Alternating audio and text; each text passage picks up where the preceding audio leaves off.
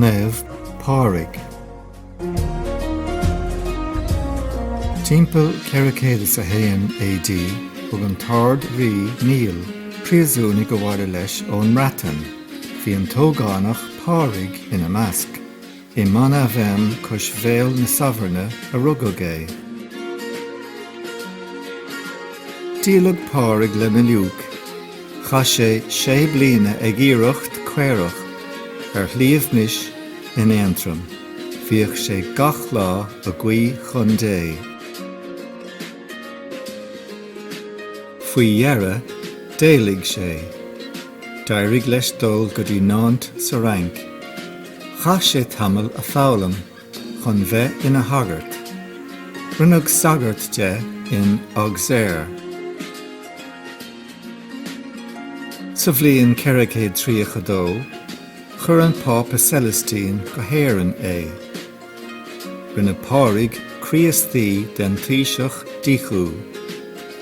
Thug sesin scibáil dó mar aglis.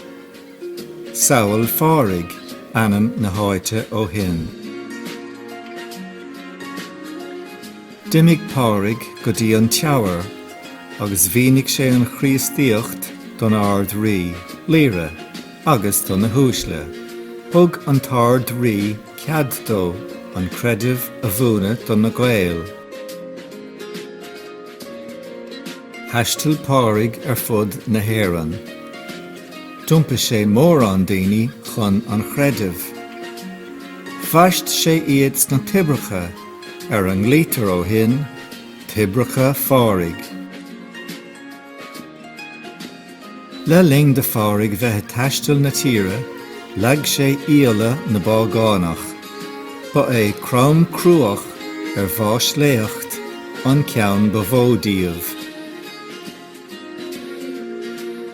Cha sé 10 lá a trosca ar bhullach cnic I gonachta, ó hin le tugtar cruach Pádraig ar an gnuk, téan na slúite ar ilarthrocht ann. Cha Pádraig 3 bliain ag leatha an chreideamh. Bhunaigh sé timpeall 300 aglis sa tír. Is in ard bhacha a bhunaigh sé an príomh aglis. Déag sé I saoil agus cuireadh I nún Pádraig é.